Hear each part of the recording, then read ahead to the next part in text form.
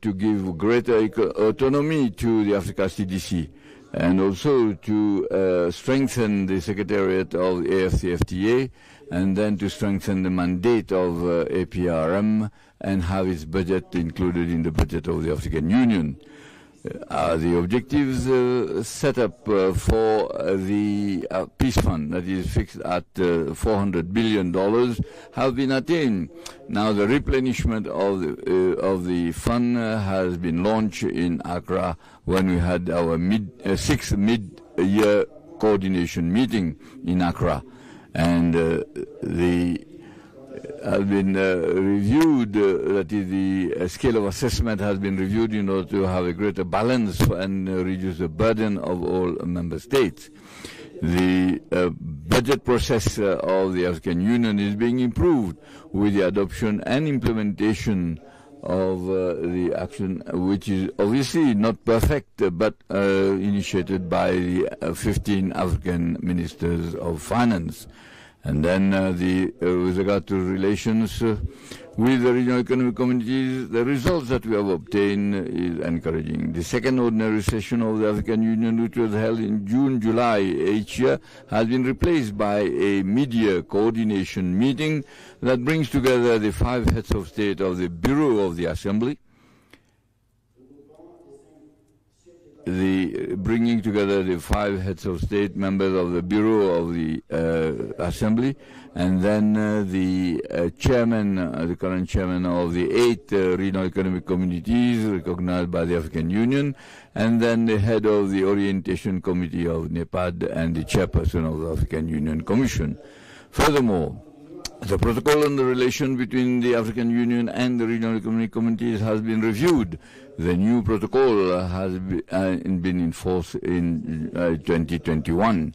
As regards the division of labor between the African Union and the regional economic communities and the member states, and under the enlightened leadership of President Ruto, Champion for Reform has made significant progress with the submission to the Reform Unit of the report of the consultant hired for that purpose. A retreat will be organized on 6-7 February in Addis Ababa to consider this said report. Excellencies, ladies and gentlemen, during the deliberations, I want to openly and frankly tell you the facts that I have noted and the lesson learned over the 8 years that I have been at the helm of the African Union Commission. It behove you to give the necessary orientations that you deem necessary, and that will be led by President Ruto. Because reform shakes up entrenched habits. Yes, reform is difficult, but it is necessary for Africa can find all its rightful place in the community of nations. By saying goodbye to those who will not be participating in this summit, I want to thank you for your kind attention.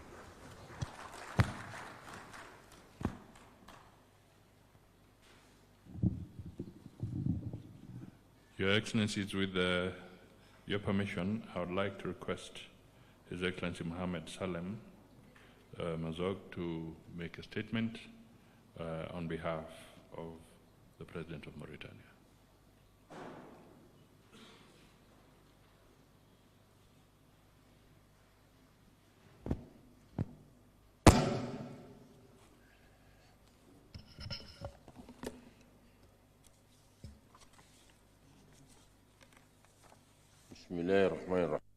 In the name of Allah, the most gracious, and may peace and blessings be on his messenger.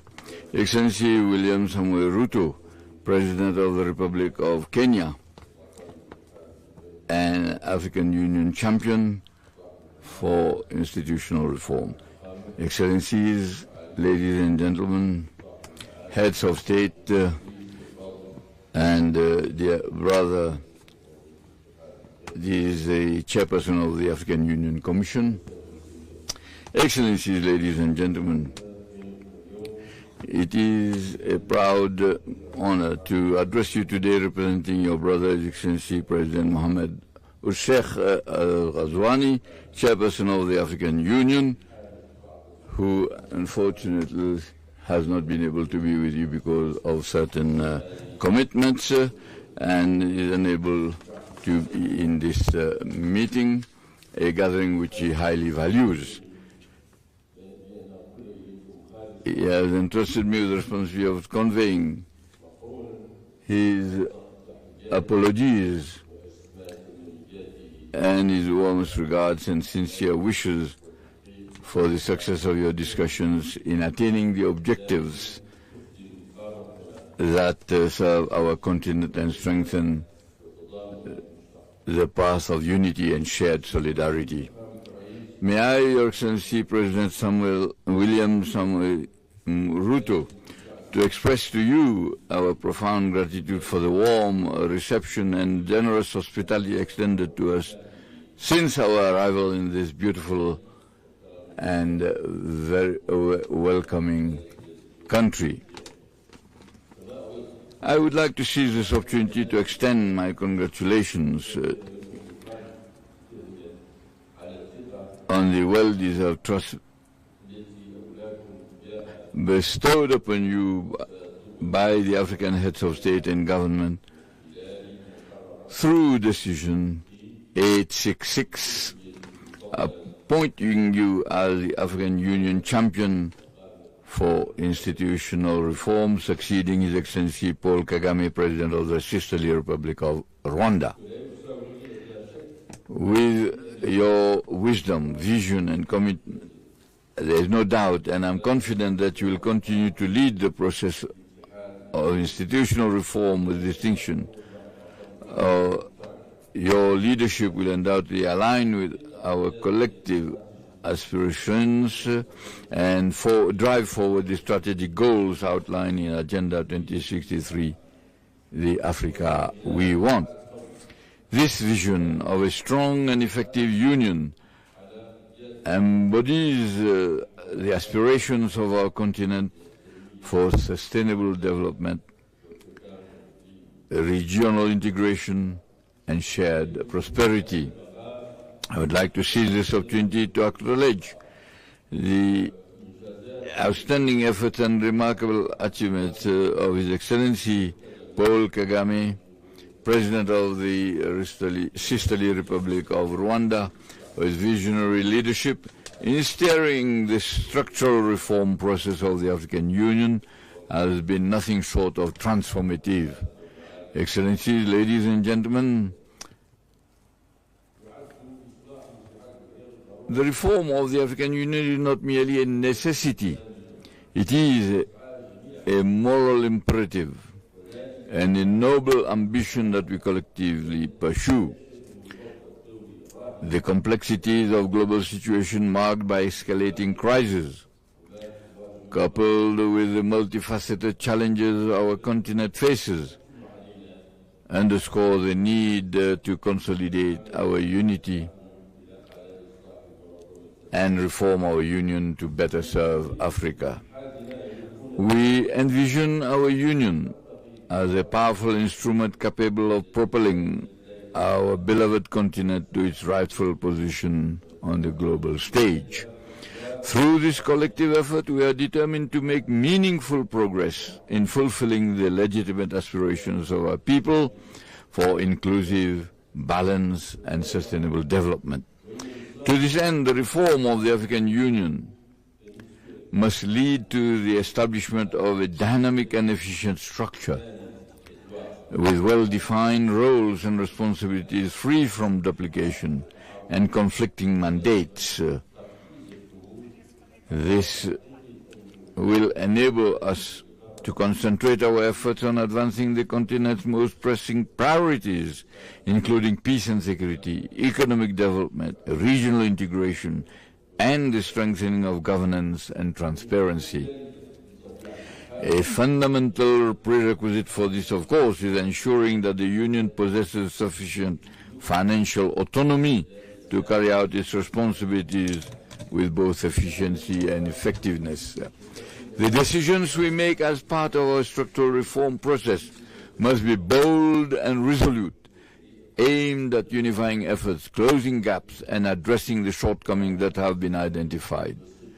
These decisions should foster greater harmony, coherence, and integration of the African Union, regional economic communities, regional mechanisms, and member states, ensuring the successful implementation of the Agenda 2063 of the African Union. Additionally, these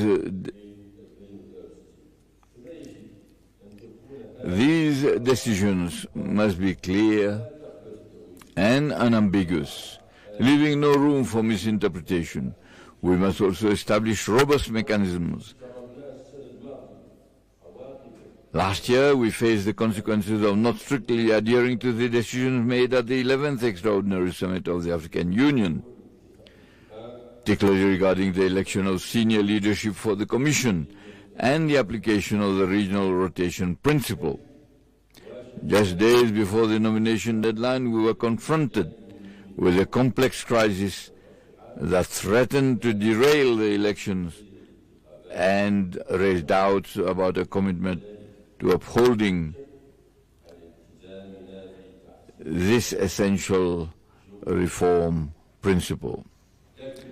However, the timely and wise intervention of His Excellency President Mohamedou Sheikh Al-Ghazouani, the current chairman of the African Union, in convening an extraordinary Executive Council meeting in March, enable us with God's grace to overcome this crisis. By establishing a clear and transparent process for nominating senior leadership positions for the Commission, we were able to resolve the issue, reach an agreement on the elections. Ladies and gentlemen, Excellencies, Heads of State, we stand at a pivotal moment in our history, a moment to strengthen our unity and realize the aspirations of our peoples as articulated in Agenda 2063, the African we want. Let this milestone be the foundation of a strong, dynamic, and effective union that embodies Africa's collective ambitions for peace and prosperity. The success of the reform agenda of the African Union hinges on our collective determination to implement our decisions with diligence and to establish a fair and transparent recruitment system. This system must attract the best talent from across the continent, as it is the foundation upon which development and integration must rest. As I conclude, allow me to express my heartfelt appreciation for your sincere efforts on behalf of President Sheikh Al-Ghazouani, and I would like to thank Musa Faki Mahamat for all his efforts over the years that he has served at the helm of the organization. I thank you.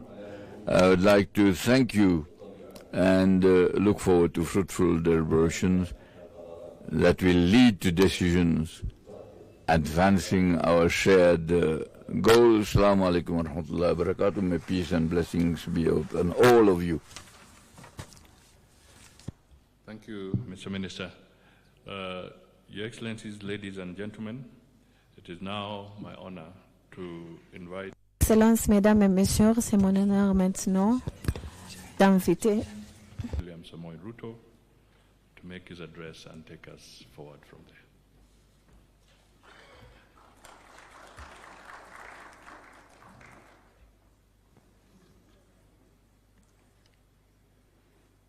Your Excellencies, Heads of State and Government, Your Excellency Musa Faki Mahamat, Africa Union Commission Chairperson, distinguished guests, ladies and gentlemen, on behalf of the government and people of Kenya, I extend a very warm welcome to you all, and it is my profound honor that Your Excellencies have graciously accepted my invitation to participate in this extended Bureau retreat on Africa Union institutional reforms. Your presence here reaffirms the unity of purpose that binds us together as we chart the course for Africa's future. I have convened this retreat as the champion of the Africa Union institutional reforms following the assignment Your Excellencies gave me during the 37th Assembly of Heads of State and Government in Addis last year. This retreat is an opportunity to pause, reflect, and refocus our collective energies towards an African Union that is robust, efficient, and most importantly, fit for purpose.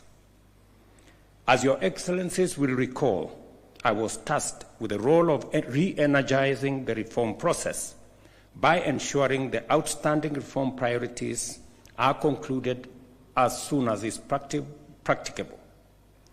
These reform priorities include the restructuring of the remaining Africa Union organs, institutions, and offices, as well as the study on the division of labor between the Africa Union, regional economic blocs, and states. I was also tasked with reporting on the progress of reform implementation during the forthcoming ordinary session of the Assembly in February next month. Today, we stand at a crossroads, a juncture marked by complex geopolitical developments, economic challenges, and an unprecedented social transformation. Yet within these challenges lie unparalleled opportunities that have the possibility to unlock the full potential of our continent through initiatives such as the Africa Continental Free Trade Area and other continental interventions. Our task here is to harness these opportunities, galvanize political will, and renew our collective commitment to a prosperous Africa. Your Excellencies, the Africa Union is built upon the noble foundation of liberation. Liberation from colonialism and apartheid, from oppression, and from dependency. The transformation from the Organization of African Unity to the Africa Union was not a departure from this mission.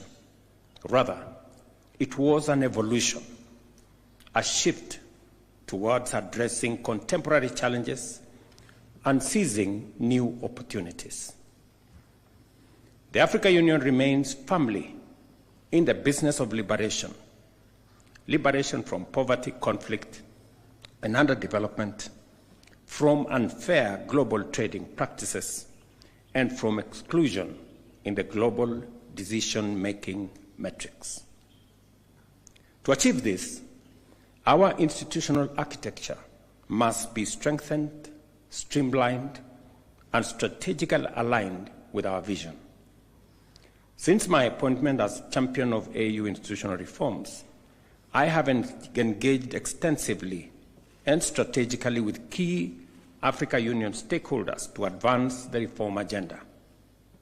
These engagements include meeting with the Africa Union Commission leadership, led by the Chair, His Excellency Musa Faki Mahamat, whose insights and ideas have formed an immense part of my presentation. The Africa Union Institutional Reforms Unit Secretariat, led by Professor Pierre Mukoko, and in a retreat that I convened in Naivasha, Kenya, on reforms that brought several actors together. Additionally, I have held consultative meetings with the Permanent Representatives Committee in Addis Ababa, the leadership of the Pan-African Parliament, led by Chief Fortune Charumbira, as well as Dr. Donald Kaberuka, the AU representative for financing the Union, here in Nairobi. I wish to thank my dear brother, His Excellency Paul Kagame, President of the Republic of Rwanda, for the outstanding work he did as the pioneer champion of the AU institutional reforms. I commend him for his dedication and achievements in advancing the reform agenda of our organization. Excellencies, the road ahead demands bold leadership and unwavering commitment. Given that the implementation of the reform priorities is a political process, it is my view that execution should continue to be guided at the level of heads of state and government. I shall therefore be proposing to recommend to the Assembly, of course with your concurrence, the formation of a committee of heads of state and government of the African Union on AU reform to oversee this process. This will ensure sustained momentum, strategic oversight, and collective ownership of the reform process. I invite this August gathering to provide guidance on the appropriate formula for representation in the committee. To give focused attention to AU reform momentum, I'm also requesting that we consider the possibility of convening an extraordinary summit of heads of state and government later this year. Ladies and gentlemen, to realize the objective of the Africa we want as outlined in Agenda 2063, we must reinvigorate our political resolve to embrace African Union reforms, institutional reforms. These reforms are fundamental to transforming the African Union into a robust institution capable of securing a progressive and united Africa. A prosperous, integrated, and globally competitive Africa is within our reach, but only if we act with urgency, unity, and single-minded resolve. Your Excellencies, the continent is facing unprecedented challenges regarding peace and security. Conflict continues to rob Africa of its potential, costing the continent an estimated $18 billion annually and displacing millions of people. Africa today is home to 35 million internally displaced persons, 8.9 million refugees, 1.1 million asylum seekers, and 1 million stateless people. Between April and June 2024 alone, a total of 1,000 terrorism incidences were recorded across Africa, resulting in 4,818 deaths. This is an existential moment for our continent. The African Union security architecture, in its current configuration, is incapable of addressing these complex dynamics and challenges, and there is an urgent need for immediate revitalization of the peace and security architecture. The African Union's presence in regional hotspots remains weak, fragmented, and under-resourced.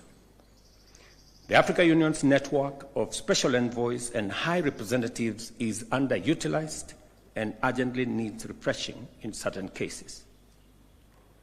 As peace is the key precondition for development, it follows, Excellencies, that our continent's developmental goals are being hindered by these destabilizing forces.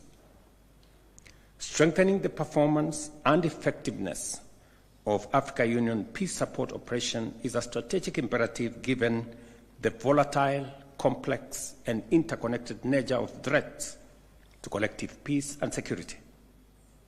The fight against terrorism on our continent remains fragmented, reactive, poorly resourced, and uncoordinated.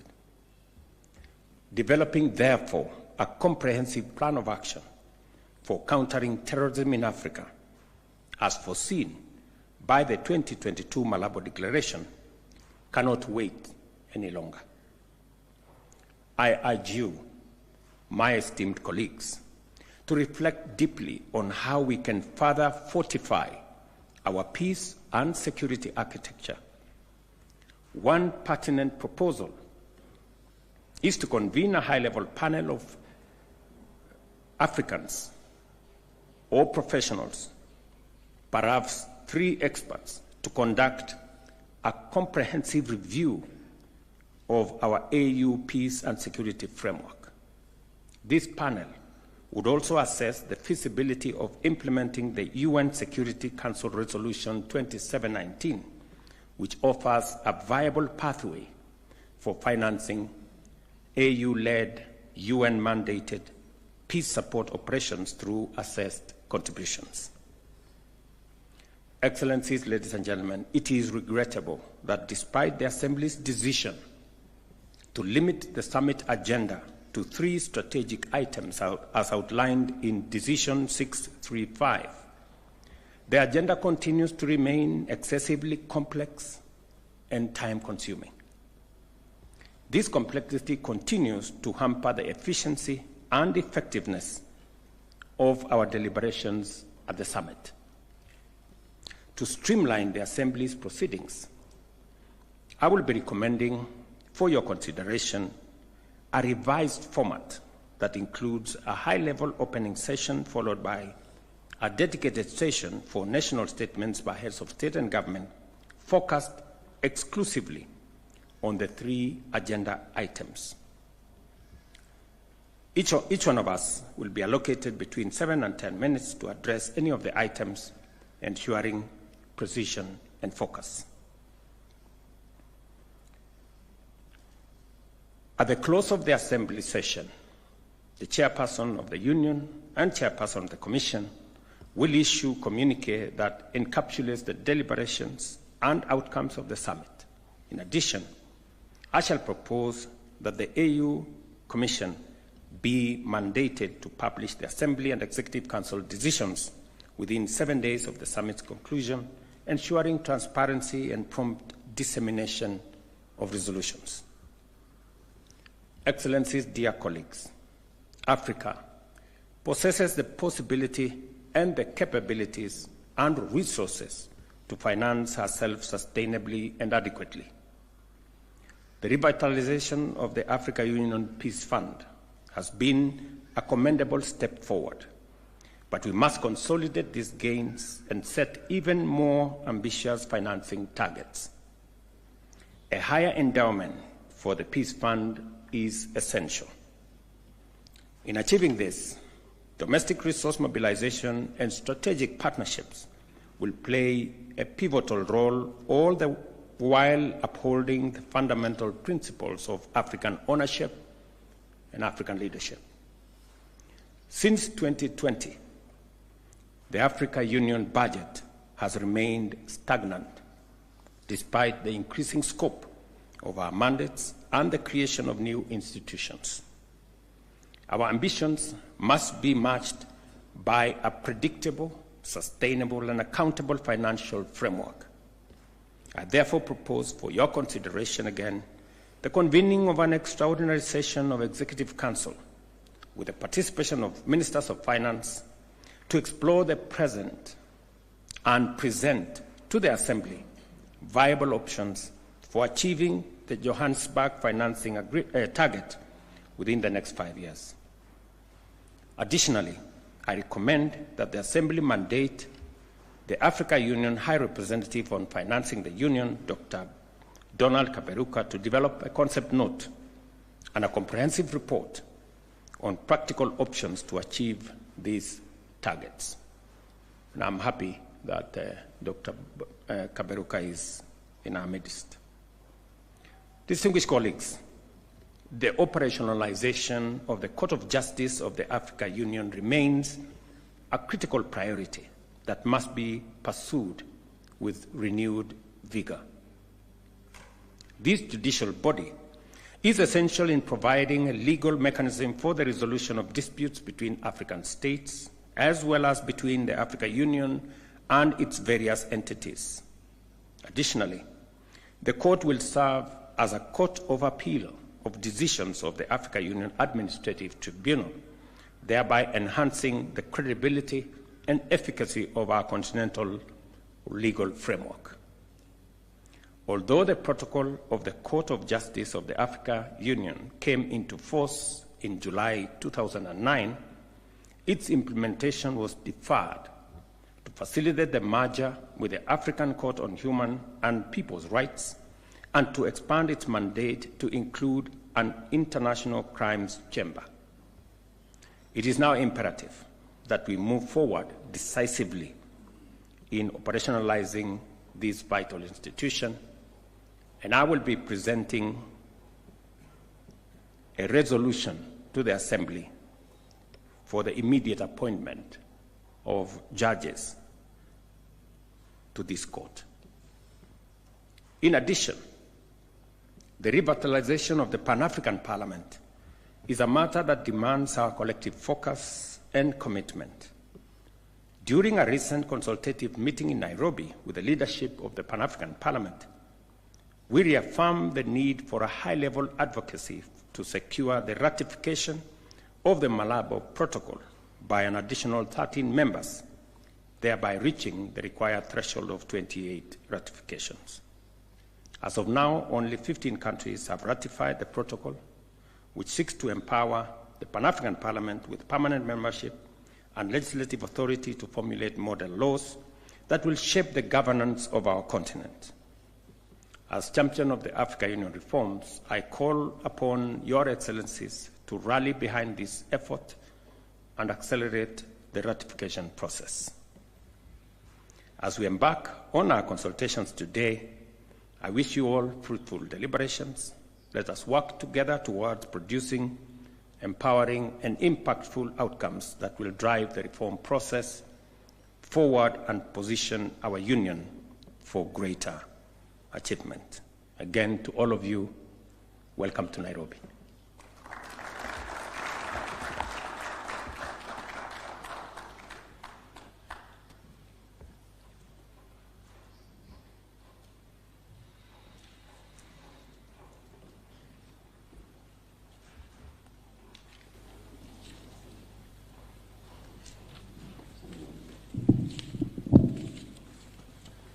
Your Excellency, with your permission, I will now call upon the heads of state to make their statements. May I start by calling upon the Honorable Azali Assoumani, President of the Union of Comoros.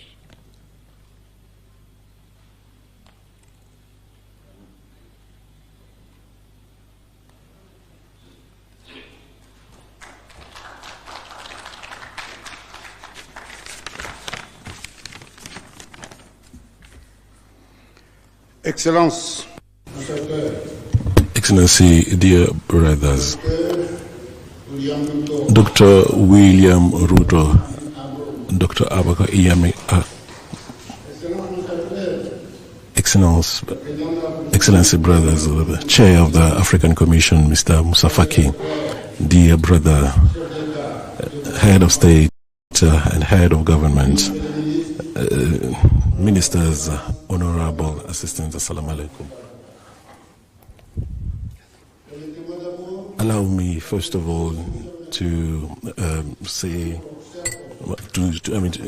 disseminate my sincere thanks to our brother, Dr. William Ruto, President of the Republic of Kenya, and also to his government and of the African, and also for the warm welcome that has been given to us by his people any time that we are coming in Kenya, especially this beautiful capital of Nairobi. I would like to thank our dear brother Musa Faki Mahmad, a chair of the African Commission, with His Excellency President Ruto, have taken this very pertinent initiative of this high-level meeting on institutional reform of African Union a couple of months before giving this duty to his successor.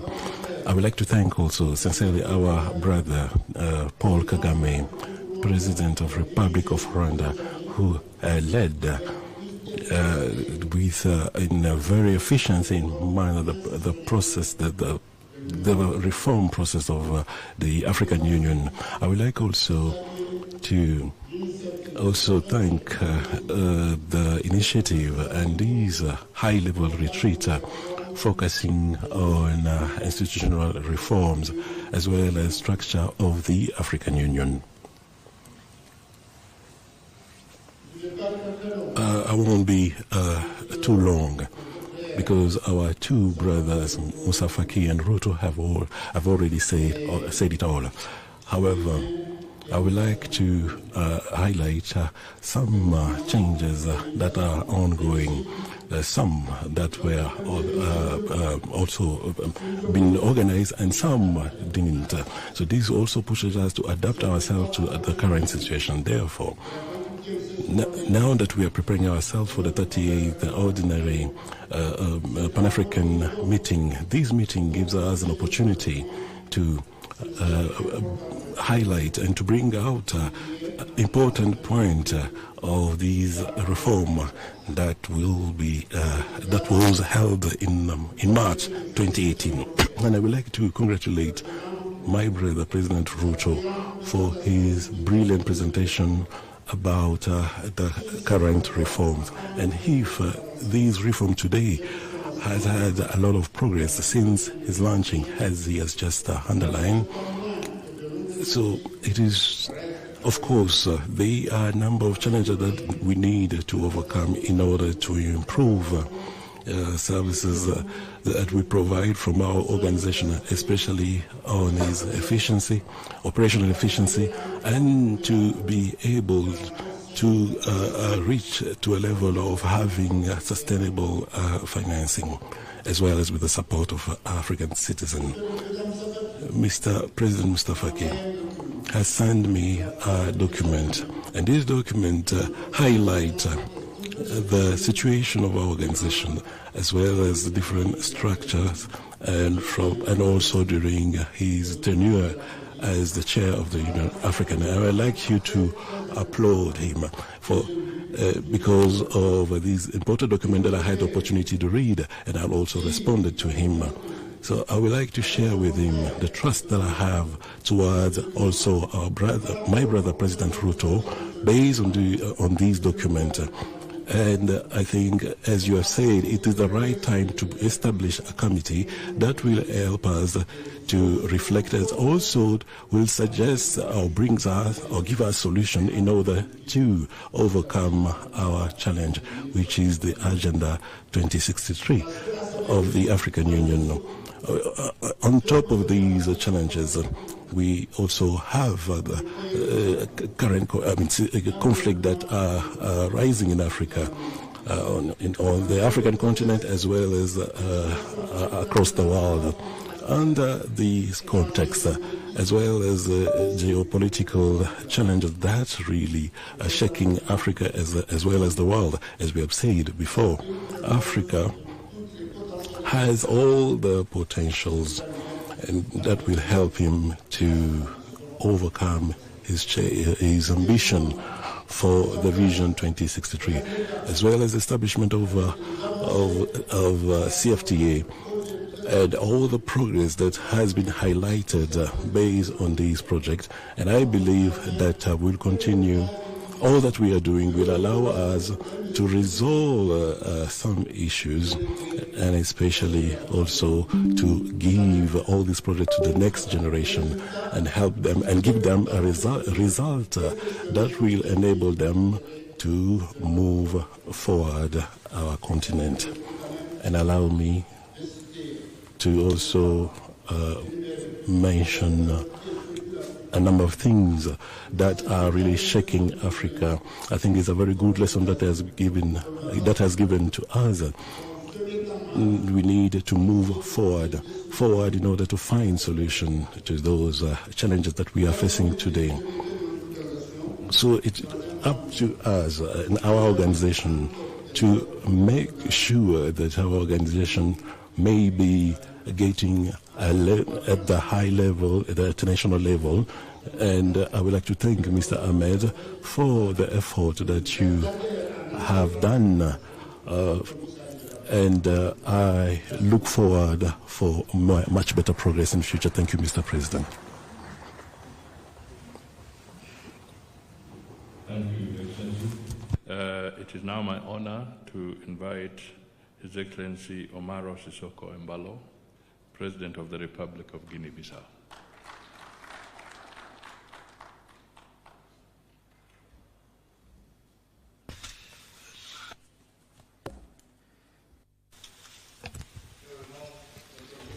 My brother, Dr. William Samuel Ruto, Champion of African Union, Your Excellencies, Member States, Vice President of Kenya, Musa Faki, President of African Commission, Ministers, Member States present here.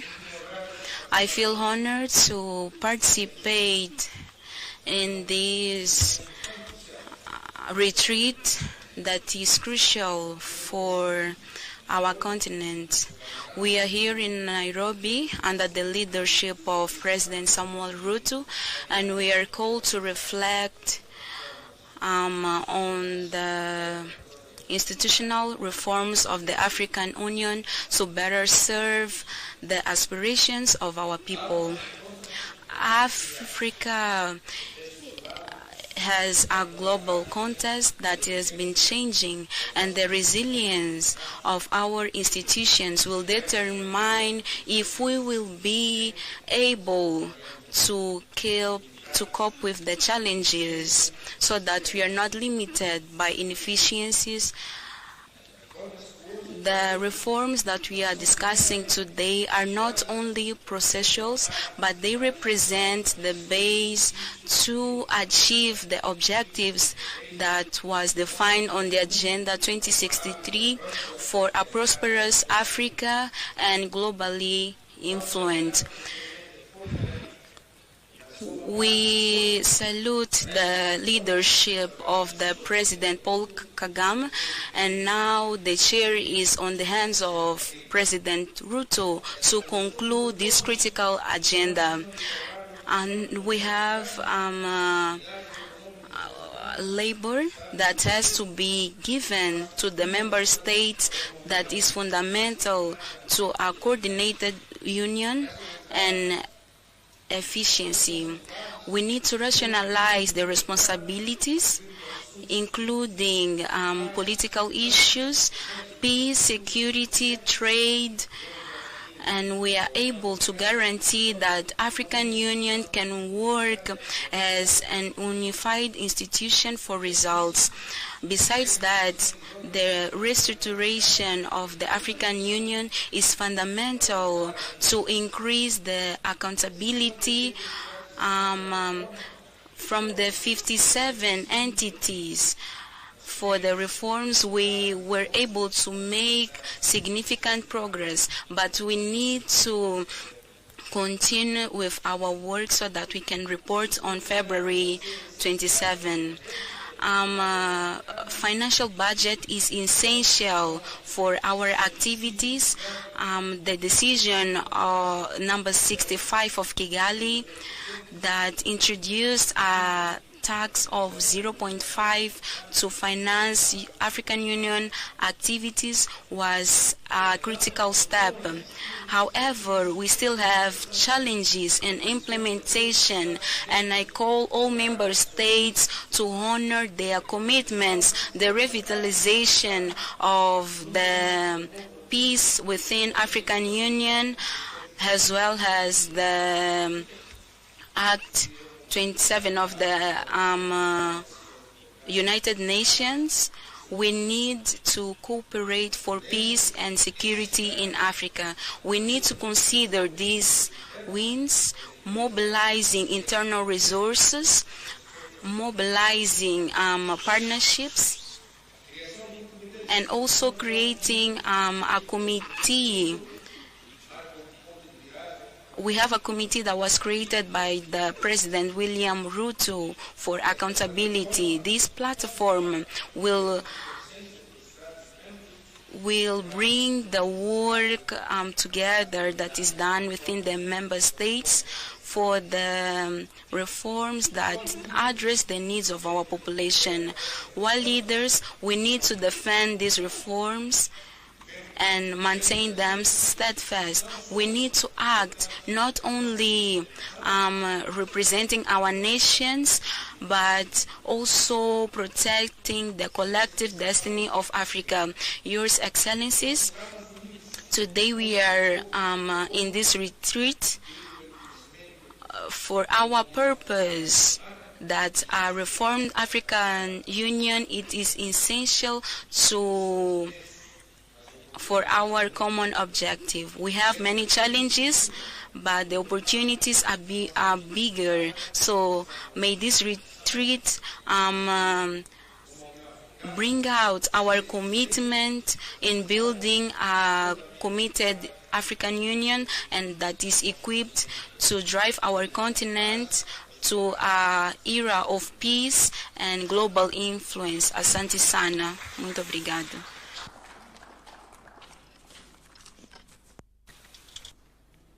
Thank you, Your Excellency.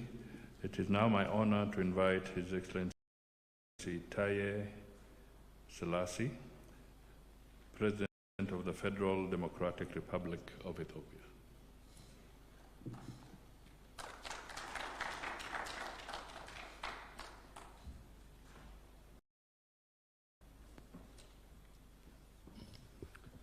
Thank you very much. All leaders are not tall.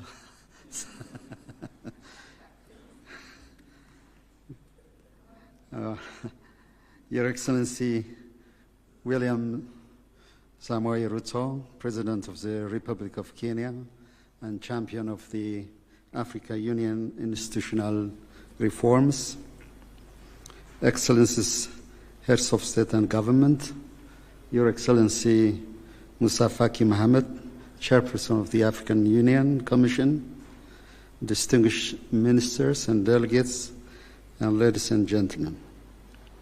Allow me to express my sincere gratitude to the people and government of the Republic of Kenya for the warm and gracious hospitality extended to me and my delegation.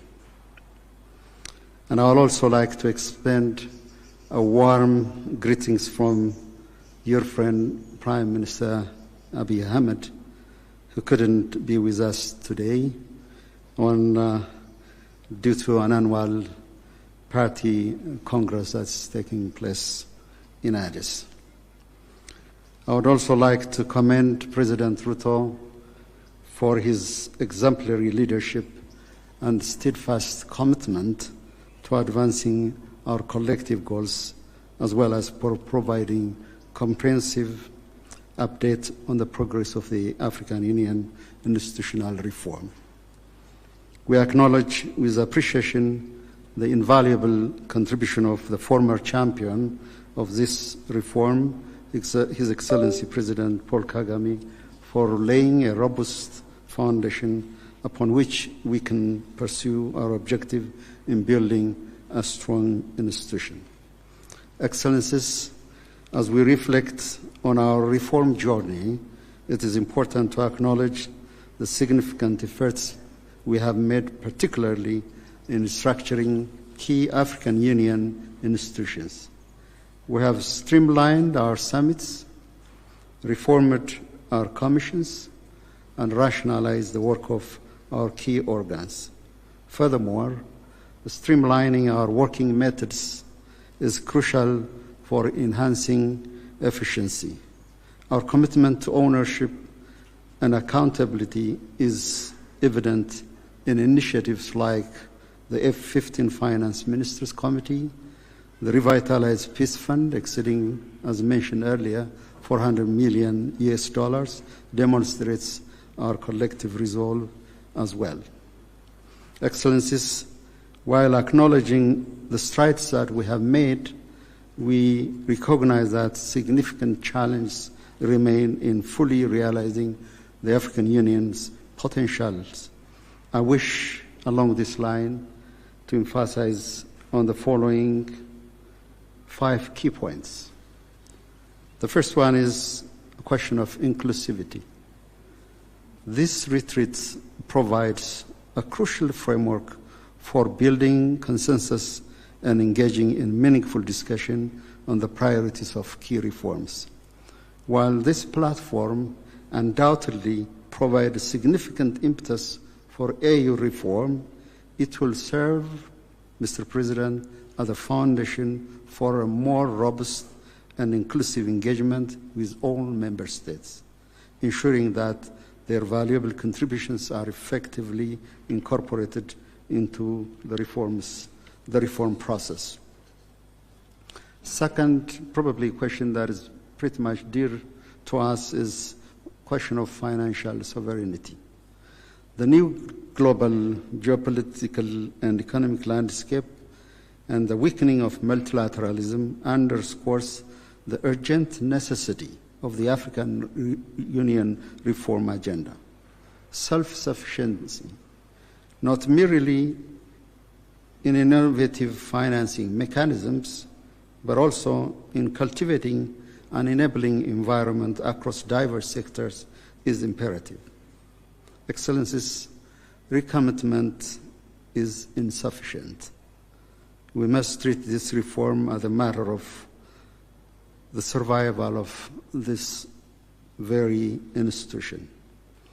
On a personal note, the recent inauguration of Ethiopia's restored National Palace, standing in front of the African Hall, serves as a touching reminder of the immense time, dedication, and visionary thinking invested by our forefathers in establishing the African Union, the first continental organization. Jomo Kenyatta, Kwame Nkrumah, Haile Selassie, Secretary Gamal Abdel Nasser, and many more. Endeavor was a Herculean task, and our reform agenda, if not more demanding, is certainly no less daunting. Our union can stand on its feet only if we can meet the goals we set to cover 75% of our program budget and 25% of peace support mission.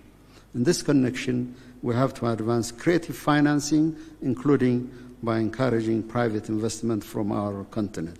Third, prioritizing and streamlining the EU agendas. If we want to ensure a laser-focused sight on critical reform areas, maximize impact, and effectively allocate resources, prioritizing and streamlining the EU's agenda is of a paramount importance. It is also equally important to make sure we pursue a comprehensive study on the division of labor among the EU regional economic communities and member states must remain a priority. Fourthly, fostering a culture of strong dialogue. Regular and in-depth discussion, as we are doing today, such as the one we are partaking, are vital. This approach will also facilitate the effective support of my brother, President Ruto, in championing the Africa Union reform agenda. Moreover, we need to further foster a strong political will for the successful implementation of this reform agenda. Fifth, enhancing the coherence and synergy of AU initiative on the global stage. While we have successfully articulated our collective interest on the global stage, challenges remain in ensuring that our various initiatives are effectively coordinated and mutually reinforcing. We must strive for greater coherence and synergy to maximize our impact on global issues. At this particular moment, I would like to welcome the progress made in securing predictable and sustainable financing for AU-led peace support operation through UN-assessed contribution through the adoption of United Nations Security Council Resolution 2719/2023. One of the critical shortcomings in considering this partnership is the fact that the AU doesn't have a dedicated peace support operation directorate, as we have at the United Nations. Therefore, it is critically urgent and important that we have to put in place a structure that reflects the UN Security Council resolution, particularly the peace support operation. In conclusion, a robust and concerted effort from all stakeholders to achieve tangible outcomes through the effective implementation of the reform agenda is imperative. The success of this endeavor hinges upon our collective political will. Let us therefore work together to ensure that the African Union emerges as a stronger, more unified, well-equipped, effective institution to address the challenges of the 21st century. I reaffirm Ethiopia's full support to Your Excellency, President Ruto. I have heard your deep introspection, your thoughts, and forward-looking proposals, and I assure you that you have our full support, and I wish you a successful implementation of the African institutional reform agenda. Asante sana, I thank you.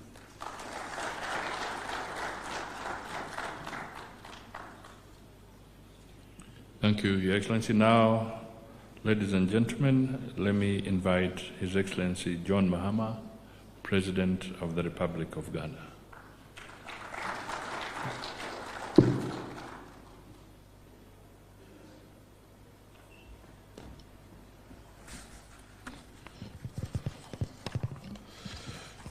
Thank you very much, Your Excellency William Ruto, Your Excellencies, heads of state and government here present, Your Excellency, Chairperson of the African Union Commission, Honorable Ministers of State here present, distinguished delegates, ladies and gentlemen.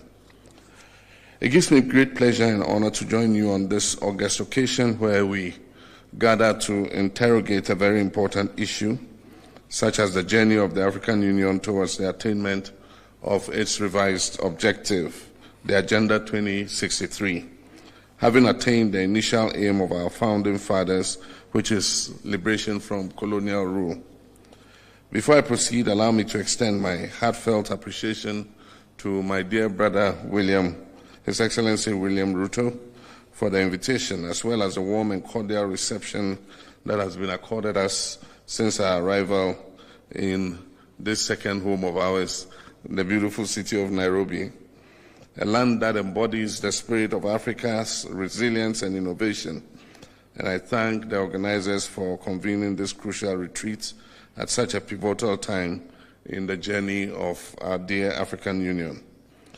President Ruto, my heart has indeed been gladdened by your honoring my invitation and visiting Accra on the 7th January during my investiture ceremony. Your presence was an expression of the deep friendship between our good selves and our good nations. It underscored the strong, long-standing bond of friendship that has so happily existed between Ghana and Kenya, and I look forward to working closely with you to deepen these relationships for the mutual benefit of our two peoples. Your Excellencies, today we gather not just as leaders, but as stewards of a vision of an Africa that is united, self-reliant, and prosperous. This vision was first articulated by the founders of the Organization of African Unity, and later advanced by the establishment of the African Union, and it remains our guiding light and principle. Yet, as we stand at the crossroads of opportunity and challenge, we must critically reflect on our progress and recalibrate our strategies to meet the evolving needs of our continent. The reform agenda of the African Union is a bold and necessary initiative aimed at transforming our continental body into a more efficient, financially independent, and effective institution. The African Union, as our collective institution, has achieved remarkable milestones in its journey, and that is from spearheading the African Continental Free Trade Area to advancing peace and security through initiatives such as the African Union Mission in Somalia, AMISOM, and the African Peace and Security Architecture, APSA. The AU has demonstrated its potential as a unifying force. However, the challenges we face today demand more than just incremental progress. They require some bold and transformative reforms. Our continent faces a unique set of challenges: youth unemployment, food insecurity, climate change, governance deficits, and conflicts in many regions. At the same time, we're witnessing global shifts that necessitate a reimagining of Africa's place in the world. The African Union must evolve to become more agile, efficient, and impactful in addressing these new challenges. The AU must streamline its decision-making processes to ensure that they are timely and results-oriented. Bureaucratic inefficiencies undermine the confidence of our citizens and international partners, and overlapping mandates which hinder effective decision-making. By streamlining the AU commissions, clarifying roles, and eliminating redundancies, we can establish a more agile organization that is better equipped to address the evolving needs of our continent. Efficiency must be the guiding principle in how we conduct our affairs, ensuring that our policies and programs translate into real change for our people. We must adopt mechanisms that prioritize accountability, transparency, and value for money, ensuring that every resource is maximized for the benefit of the African people. Your Excellencies, one of the fundamental pillars of reform is AU's financial autonomy. The over-reliance on external partners for funding compromises the organization's independence and ability to set its own agenda. The implementation of the Kigali decision on financing the Union must be expedited. A self-reliant African Union is not just a vision we have, it is an imperative to achieve. Your Excellencies, without peace there can be no development. The AU must strengthen its capacity to prevent, mediate, and resolve conflicts. This includes adequately resourcing the African Standby Force and leveraging partnerships to address emergency threats such as terrorism, cybercrime, and climate-induced displacements. Indeed, this is very important for us, especially in West Africa, considering the challenge we face from terrorism. Africa's future lies in its youth. Over 60% of our population is under the age of 25, and yet their voices are largely absent in policymaking. We must institutionalize frameworks that empower our young people and our women to lead at all levels of governance. And I'm happy to report that in the last election, for the first time in Ghana's history, we elected a woman as our vice president. The energy of our youth, creativity, and vision are the drivers of the Africa that we all seek to build. The African Continental Free Trade Area has set the foundation for a single African market, but much work remains to be done. We must address the barriers to trade, we must harmonize regulatory framework, and invest in infrastructure to unlock the potential of intra-African trade. Additionally, the AU must champion technological innovation and digital transformation as catalysts for economic growth and inclusion.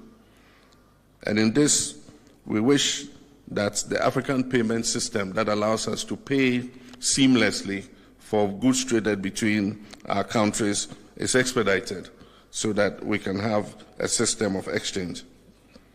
Ladies and gentlemen, none of these reforms will succeed without committed leadership at every level of the African Union. We as heads of states and governments have a duty to lead by example, to prioritize the collective good of our people over our parochial interests, and to act decisively in the interest of our continent. But leadership does not end with us. The Union must foster partnerships with civil society, the private sector, and the African diaspora, whose contributions are vital in shaping and implementing reforms. This is a shared responsibility, and together we can achieve the African Union we all envision. To achieve a conflict-free Africa, we must strengthen the Africa Standby Force and enhance our collaboration with regional economic communities. A well-coordinated and responsive security mechanism will allow us to address conflicts swiftly without over-reliance on external actors. Additionally, good governance, respect for human rights, and the consolidation of democracy must remain at the heart of our efforts to maintain stability and peace across our dear continent. The winds of change are blowing across the African continent, and the world is watching. Let us rise to the occasion not just as participants in history, but as architects of a brighter future. Together we can and will shape a stronger, more resilient, and more united Africa. This retreat presents an opportunity for candid dialogue and bold action. Let us approach our discussions with open minds and a shared commitment to progress. The reforms we champion here are not merely procedural. They are about the future of our people, the realization of Agenda 2063, and Africa's rightful place on the global stage. Let us leave here united in our resolve to build an African Union that truly reflects the aspiration of the African people, a union that is capable of meeting the challenges of today and the opportunities of tomorrow. In closing, I wish to reiterate Ghana's strong commitment to strengthening ties with Kenya and all other African nations in the spirit of Pan-Africanism and mutual progress. The long-standing bond of cooperation between Ghana and Kenya continues to flourish, and I'm confident that our collaboration will yield even greater benefits for our two peoples.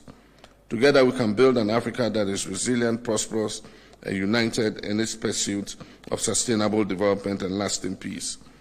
Your Excellencies, ladies and gentlemen, I thank you all for your attention, and I look forward to a fruitful deliberation. Asanteni sana.